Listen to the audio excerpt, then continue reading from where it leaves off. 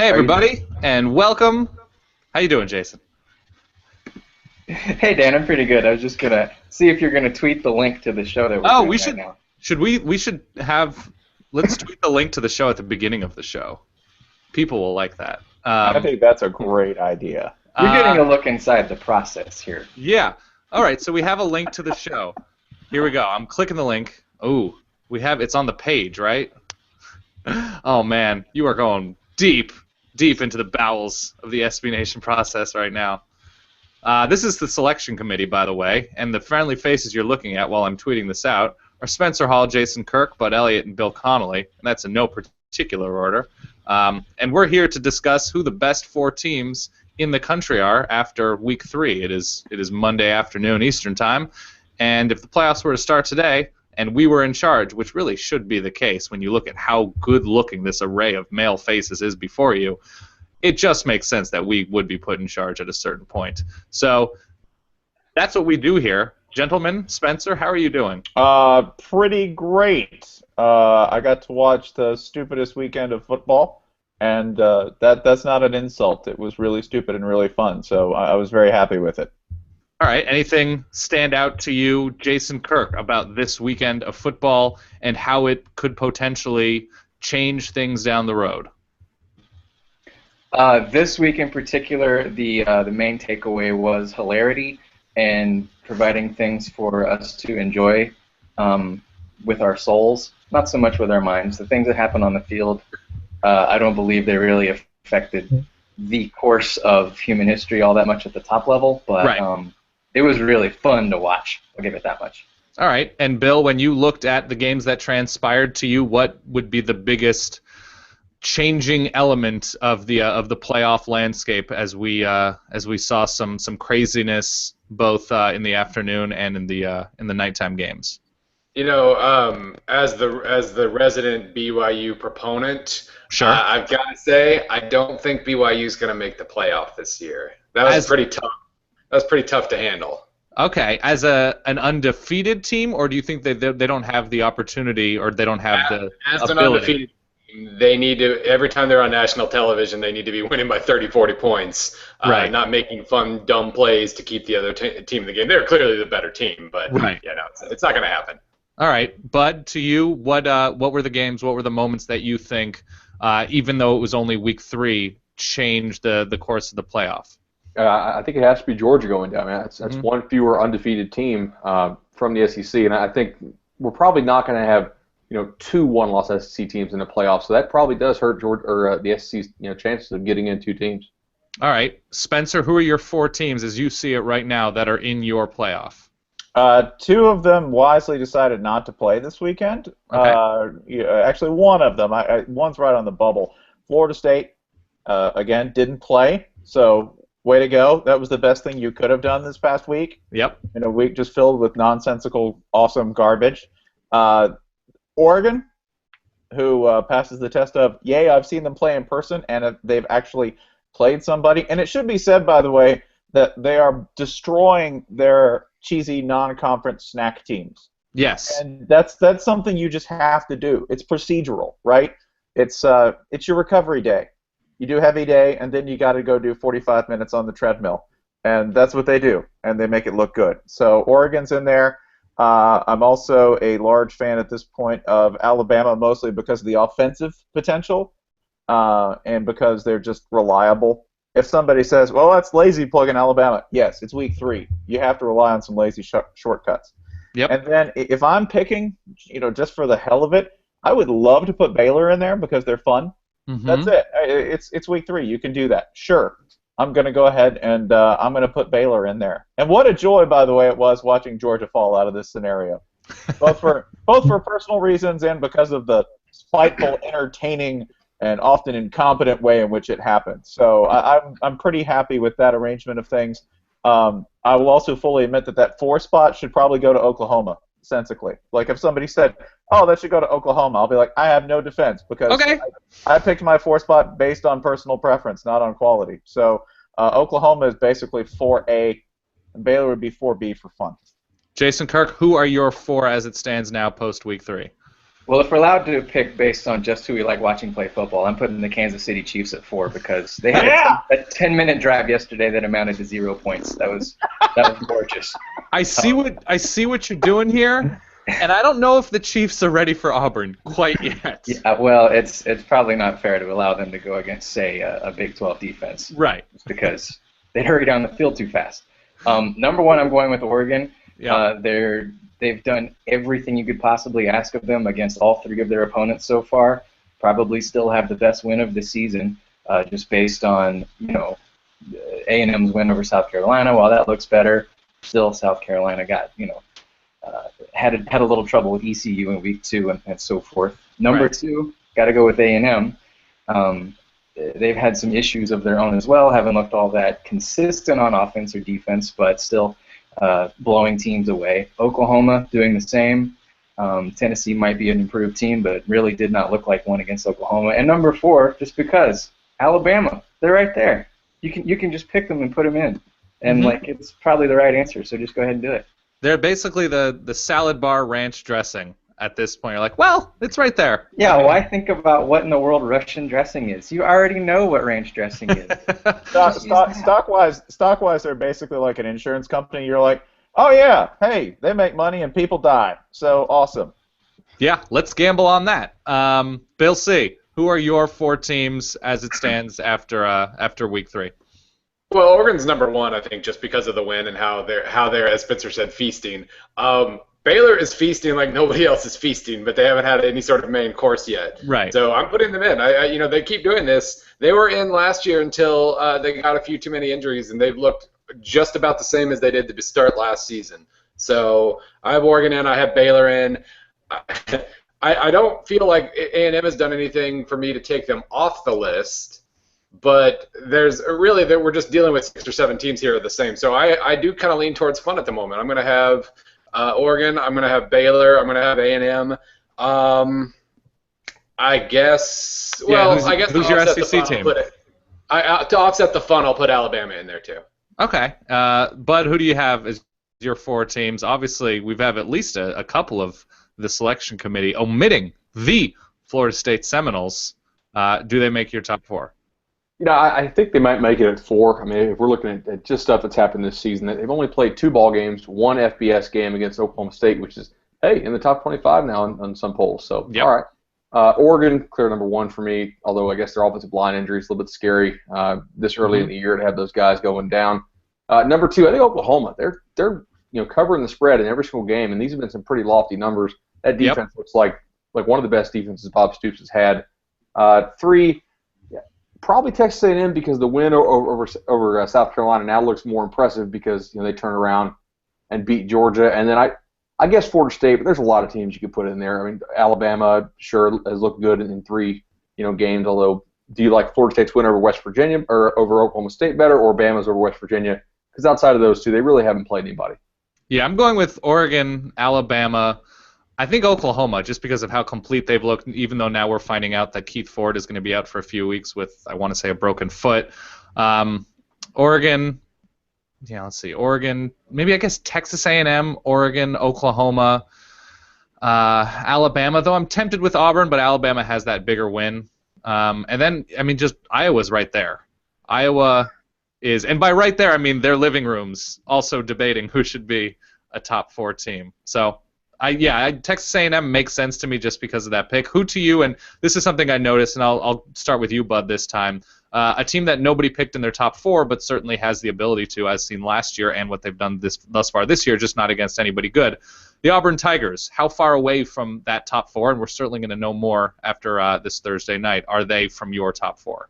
I mean, if we do with how the college basketball committee does it, which is the first 4 out, they're certainly in that first 4 out group. I mean, you got the win over Arkansas, which now looks better. Arkansas went and just boat raced Texas Tech there.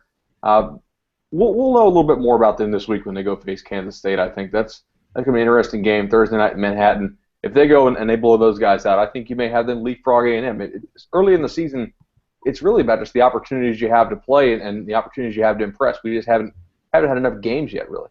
All right, Bill, who to you, if it's, I don't know, the first 4 out, but Auburn, How close are they to you, and who else is right there in the also deserving votes? Mizzou. Yeah, no, they have to Sorry. Well, they have to be in the top 4 or 5 out. No, there's no question about that. They've done what's been asked of them so far. They gave up a few too many big plays at San Jose State, but it didn't really cost them. They still won by 46 points. So Right. They're up there. Well, I mean, the rest of the SEC West is right there in that next 4 to 8 out. As I'm getting yelled at for writing earlier today. So there are a lot of teams that are pretty deserving right now. All right, Jason, Auburn, anybody who's your sort of 5, 6, 7, who's right there that you feel like there is a compelling case to be made? Yeah, the whole SEC West. And Bill mentioned BYU. They've looked really good, even in that loss to Houston. Kind of nobody looks all that good against Houston just because they force so many turnovers, and they have the whole magic thing they do on defense that makes you unable to hang on to the ball. I will speak up for Mizzou. I assigned myself the Mizzou UCF game on Saturday, so I watched that, and they looked damn impressive the whole time. Consistent, yeah. Their defensive line looks just as good as it has looked, for the best Mizzou teams of the past decade, which is a pretty high standard. So before we assume that South Carolina is going to run away with the SEC East because they have one in-division win, let's keep an eye on Mizzou again.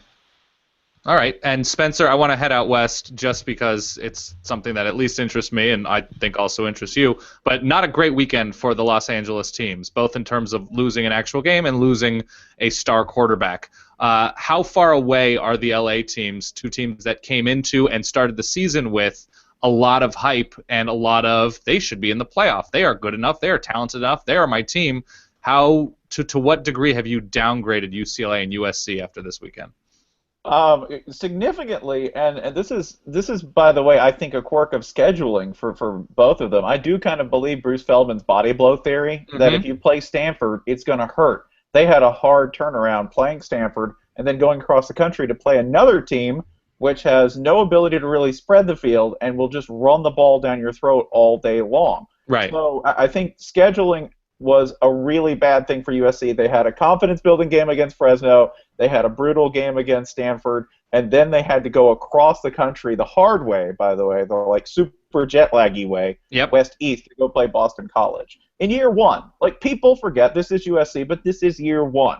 They're going to have to get accustomed to the way everybody does everything, which is a little bit differently. Even this Sarkisian, right? 2014 Steve Sarkisian does things differently than 2004 and 2005 Steve Sarkisian did it. So I think we got a little too excited about them. It's hard not to, given the talent there and given the sort of up-tempo play. UCLA, I think, also is sort of a victim of circumstance here. The offensive line is not. The offensive line play has been bad uniformly, and if you don't have a line, you are going to die, especially if you have to play somebody like Oregon or somebody like Stanford. So I think they're both victims of premature scheduling, looking really good, and I think people wanting them to be good because they both are exciting teams. It would be great if they were both as superb as we want them to be, but fundamentally they've both got some flaws, both in terms of how their schedule was arranged, where they're at developmentally, and in terms of who they have to play early on. I think, by the way, that USC is going to be better down the road. Yeah. Because of this. They just need some rest, honestly. Yeah, and they're working in a lot of very young youth at USC. They're counting on guys like Adoree Jackson and Juju Smith, a couple of very young offensive linemen. So it's one of those things where September is going to be a transition month to just getting used to the speed of the game. Come November, come those big games, and USC misses, I think, Oregon and Washington, which is a good thing for them. Yeah. Those guys will be seasoned rotation contributors. So. I think, by the way, the one note and I don't know what the other panelists think of this, but the one note watching the Pac-12 this weekend, they're kind of cursed because they do get a lot of play early, and they do have, I think, a lot of the same problems that we assume Pac-12 teams have historically, which is a lack of depth on the defensive line and susceptibility to getting into yawn shootout. Because I think you've seen, Washington's got off defensive problems. Arizona's got defensive problems. Arizona State's now get riddled with injury, and they're probably going to start, I think, trending downward at least over the next month till they get people back. So I don't think this is, by the way, this is what happens when you consider scheduling and where people are and what their circumstances are. If you don't do that, you're like, oh, the Pac-12's down, and you're like, no, there's actually quite a few factors that sort of build into us thinking that. They also don't sign 38 players every year, which does tend to hurt them. Oops. Bud. That's illegal, Dan! Bud, the new polls have 5 SEC West teams in the top 10. Is there anything in your mind that has you believing in a team, be it Ole Miss or Texas A&M, that has not been in the old system a BCS team, that you feel like could have them even over the course of a tough schedule, still in this conversation, say in late October, early November? I mean, I believe in them as a top 10 or top 15 quality team. I don't really think those schedules are set up for them to be there at the end. Maybe in late October, probably as November goes on, they'll both be weeded out. But as far as the SEC West, I was doing this for an article earlier, so we'll have a little teaser. You can check back on SBNation.com to see this later. SEC West last 4 years has signed 291 blue chip players. The next best conference, which is the Big Ten, has signed 224. So the SEC West has outsigned the Big Ten by almost 70 4- and 5-star players over the last 4 years. So it's really, I guess, shouldn't be that surprising that, hey, they're really good because they have a lot of really good players. Bill, I saw somebody tweet, I think it was Braden Gall from Athlon, about the 3 worst units in the top, top 10, top 15, something like that. And it was LSU's defense, Oregon's defense, and I want to say Texas A&M's defense. Are there any outliers off the top of your head? I don't expect you to have this right in front of you. Maybe you do. In terms of the teams that we're talking about, that sort of a scary little nugget even after 3 weeks.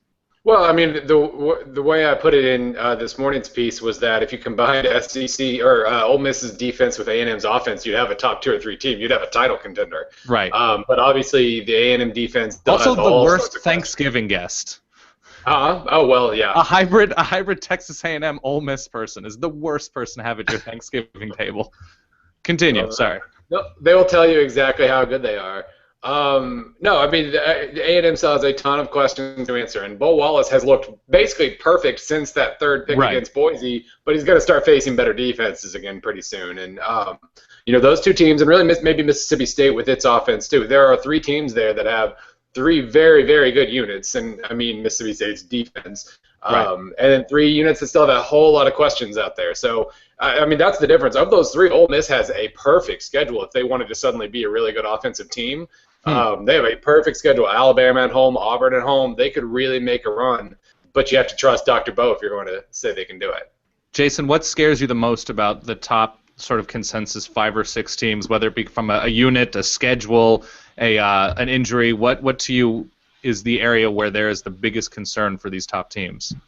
You probably have to say Texas A&M's defense, just because even though it has looked improved to this point so far, their best game was still giving up 28 points to South Carolina, which there's no shame in doing that. But if you have a game where you can't put up 30 points, do we trust the Aggies to limit the other team to only 15 or 20 points? And I'm not prepared to say we trust them to do that just yet. Maybe they have improved. They have a ton of talent. Myles Garrett at defensive end could set freshman records for sacks. He's on course for it so far, but we'll have to wait and see as far as the proof goes there. Spencer, where are your scares? Where are your concerns when you spoke of the Pac-12 and its scheduling and its travel and its depth issues, but we've only spoken about one Pac-12 team in terms of being a top 4, 5, 6 team. Where are your concerns among those teams, be it talent, schedule, health? What to you is the biggest area for possible change? Just running through a laundry list of teams that could be contenders here. Oregon, my concern is that they need to limit Mariota's reps because they can get overly reliant on him, and that's when he gets injured. He's not that big. He takes hits well, but nobody can take that many hits over a season and not miss time. Right. And he's so vital to what they do. I think for UCLA, if we're still counting on them, they've got to work through this spate of injuries. Oh, this can be anybody in the top 4 or 5 that we've talked about. A&M, I'll second concerns on defense. Bama, that's secondary. I still can't believe we're saying that, but I'm concerned about the secondary, especially because they're going to be facing an increased degree of difficulty with the offenses that they're looking at. Starting this week. Even Arkansas is better. We saw that, just playing big, fat, fart man football, just squatting on the opponent until they die. That's what Arkansas does. So those would be my chief concerns. And with Florida State, by the way, with Florida State, it's just becoming more of an ensemble affair. Because I know what you have to do when you have a superstar like Jameis Winston and a receiver like Rashad Green. You've got to feed them. But if they rely on that too much, don't diversify, and go to the well too many times, that's when you stop becoming the sort of, multi-cast affair that they were last year. I think people still, I mean, I made that point week one. I think people still sleep on what depth they had last year and what great production they got across the board. And when you have that much talent, and I know you got NFL draft picks, but it takes time for them to come on board. So I think you might be seeing a 2-loss team this year because of that. And that's not a slam on Florida State. It's just not. Right. It's just because you've got people learning to do their jobs, and it takes a while for them to do that. Yes, even in the ACC, I think they could still drop 2 games. Bud, your thoughts on both Florida State and the things that scare you about the consensus top teams? It appears that, I don't know about if it applies to Florida State, but Texas A&M, Oregon, Alabama, Auburn, these are all teams where you're like, this could be an issue. I don't know if we're completely sold on Auburn's defense. We're not sold on Oregon's ability to go 4 physical quarters quite yet, even though they have the Michigan State win under their belts. With Oklahoma, of course, it's the sort of big game Bob thing. I think is still a thing with under the lights. Trevor Knight, this is still his first season as a full-time quarterback. Can you count on that for 12, 13 games, whatever the case is? To you, what are the scary things about Florida State, or what people should be scared if they're Florida State or fans of the other top 3 or 4 teams? Yeah, I agree with Spencer there on the Florida State stuff. You do have to continue developing those secondary targets aside from Rashad Green. Now, getting Bobo Wilson back from suspension on game 1 was pretty big. They targeted him like 6 times last game, 4 catches, did a nice job, and it was pretty clear early on that, okay, maybe this is the guy that Jameis trusts to throw the football to other than Rashad Green and Nick O'Leary. And they're going to need a 3rd target and a 4th target as the season goes on. Oregon, like I mentioned earlier, is their offensive line going to be healthy? We know they lost somebody else. I don't know how long they're, what kind of offensive line depth they have. I'm sure you can speak to that after I get done here. Yeah. With Alabama, they're going to face some really good defensive lines coming up. Are they going to be able to push the football down the field? Because they put up some nice points. They look incredibly efficient, but it's been a lot of short stuff, a lot of run after catch, a lot of screen stuff. Yeah. Is somebody going to be able to come up and challenge those receivers in a way that West Virginia and Southern Miss and FIU were not able to do? And if so, how is Blake Sims throwing football down the field? That's something we're watching here in the next couple of weeks. All right, Jason, I'll ask this question to you and sort of spread it to everybody else. This weekend, what do you think are the games, what do you think are the biggest possibilities for change in the top 10, 12? These are teams that I think we all consider to be threats for the playoff at this point. What this weekend stands out to you as opportunities for the most chaos? As far as non-chaos goes, if Auburn wins at Kansas State, then it's really hard to keep them out of that top 4. That's a hard place to win, and that's a good team. And that's a team that you really find out how disciplined you are, and that's just an excellent test for any team. As far as chaos, let's keep an eye on Oklahoma traveling to West Virginia. We still don't know exactly how good West Virginia is, but they are definitely, without question, better. They gave Alabama a game, and Oklahoma beat Alabama, so you do the math there. But if there's one game that you can sort of pinpoint as the something crazy is going to happen, that's the one right there. Bill, where's your chaos this weekend? Well, I mean, obviously Morgantown and chaos tend to go together. It's worth pointing out that Oregon does have to play at Washington State. I don't think that probably matters, but it could. But no, I mean, OU West Virginia has the highest crazy potential. And then, I mean, Kansas State Auburn, I'm just looking forward to this game. This is one of my favorite games all off season just because of the matchups involved and because of whatever it is that Bill Snyder's going to have ready for Gus Malzahn. So really looking forward to that one. And then, OU West Virginia, watch it because it'll be, even if it goes exactly as we think it will, it'll be really fun to watch, I think. All right, Spencer, your chaos this weekend? A couple of things. I want to see if Oregon experiences any adversity whatsoever against Washington State. It's Pullman. They probably won't. Washington State's just not very good in terms of having the arms and legs necessary to actually form a full football being as a team. But it'll be interesting to see them kick the tires on the road. It'll be fascinating if Clemson manages to make it a game against Florida State. There's no reason to believe that'll happen, especially based on last year. Right. However, I can't see Florida State being up for this game simply because it's at home and because of the disaster in Clemson last year. So they could get blindsided. I'm also on Oklahoma, West Virginia for being a serious stress test for Oklahoma. I want to see what LSU does against Mississippi State, just because that's an SEC West game. LSU owns them, so you want to see if that continues. That's a nice test of the pulse for them.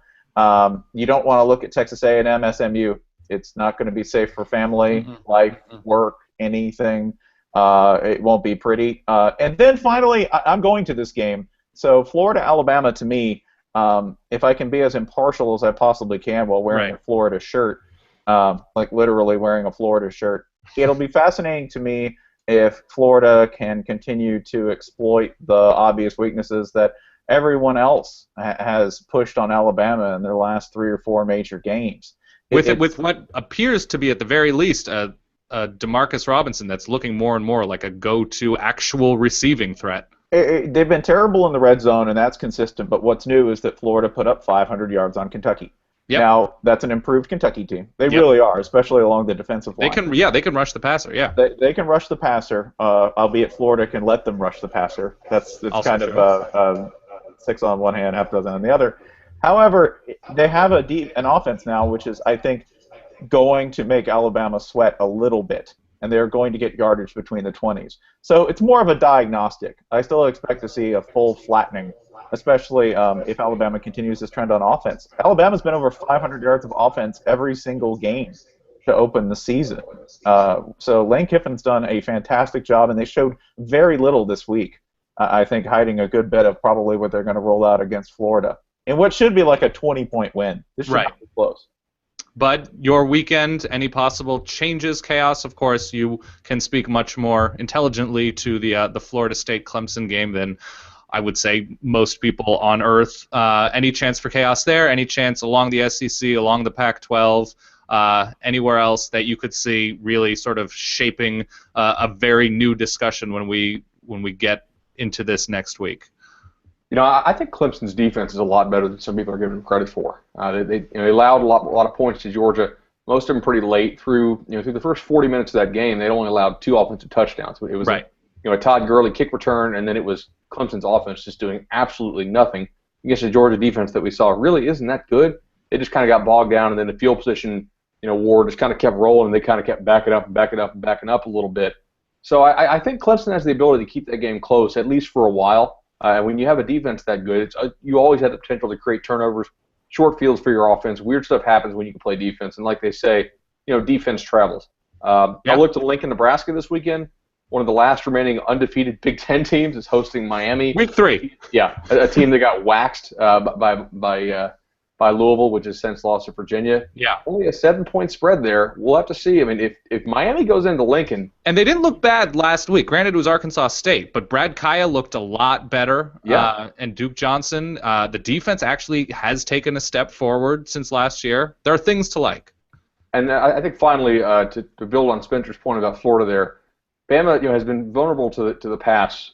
Does Florida pitch it around well enough to exploit them on early downs? Because they have really shut down the run very well this year, and I think that they're going to challenge Florida to be accurate and throw on first down. If Driscoll and those guys can do it, I think they're going to have a chance to keep that, maybe closer in the spread. But if they can't, they're in trouble because they're without their left tackle too. He's probably not going to be back. They had to move their starter over, and then they got a redshirt freshman playing at right tackle. So throwing on early downs by Florida, I think, is going to tell us a lot in that game. I will say this because a couple of you mentioned Oregon, Wazoo. I'm not terribly worried as somebody that pays a lot of attention to Oregon, but Mike Leach's hallmark at Texas Tech, you go 8-4 and you upset the number 3 team in the country. He did that every year. Do they have a receiver on the level of Welker or Crabtree? Absolutely not. Do they have a defense that's even average? It doesn't appear to be the case, which is why they don't scare me as much as they would if they were a somewhat more complete and well put together team. But yes, Pullman's a weird place. It's not traveling across the country. Oregon's DBs are a little bit beat up. Eric Dargan was a little beat up against Wyoming. Troy Hill, who was starting opposite or was going to start opposite Ifo Ekpre Olomu, was held out for precautionary reasons but should be playing. And yeah, the offensive line, this is why I would say if Wazoo had a serviceable defense, it would be scary. They're without 2 or 3 players that would be either starting or in rotation, and they've recruited well along the offensive line. They have a lot of talented true and redshirt freshmen, but you don't want to have to count on them if you are the number 1, 2, or 3 team in the country. So they'll be fine for now. They don't get into the meat. They have Arizona after, and then they have the UCLA, Washington, twosome after that. But it's a good time to be having to rely on younger players along the offensive line until you have to play those teams. So those are the thoughts. Please. I raised my hand to make the prop bet that this is when Connor Halliday breaks his own record by throwing the ball over 90 times. This game's going to be 7 hours long, and Connor Halliday is going to throw over 90 times. Dan, how are Oregon coaches going to react to that? Are they going to? Is it going to be even more upsetting than it was last year? No, I think laughter. Laughter will probably be the universal response to throwing the ball over 90 times. God, this game starts at 10:30, doesn't it? I think it does. It will end at 3 in the morning Pacific time. Yeah, Robert Kakuala or whatever will just make his way eventually to the booth. Aloha! In Washington. I am here in Pullman. Here's my final question, because I power ranked this on Easy Call, which we shot earlier this morning, and Spencer can even answer this, even though he doesn't like cheese. 5 best pizza toppings atop the cheese. What are they, Bill Connolly? 5? Or give me 4. It's a playoff show. Mushroom. Oh. I mean, sausage and mushroom. It just is. I apologize, but it just is. If it's good pepperoni. If it's good pepperoni's like 2 of the top 4 or 5. Right, and I think pepperoni and pepperoni offshoots, like sopressata and stuff like that. Of course, if you're fancy, we don't get sopressata in Columbia, Missouri. That's the name of Bill's memoir. We don't get sopressata in Columbia, Missouri. With a little frowny face emoticon. Yeah. And extra cheese. And what? Extra cheese. Extra cheese. Wow. So if you have all that's those just other a things jab. Clever. Maybe some pepper jack. Jason, what are your top 4 toppings? My top 4 pizza toppings, I probably put the same things on anything, whether it's a sandwich, a pizza, a taco, a burrito, anything. Wow. So it's probably, chicken, pork, pineapple, more cheese. These are the only things I eat, really. Maybe there's a vegetable in there, you never know. I'm still alive because every now and then a vegetable makes its way in. I love that you eat that much pineapple. That's great. Pineapple's really good. It is. It's good for you too, Dan.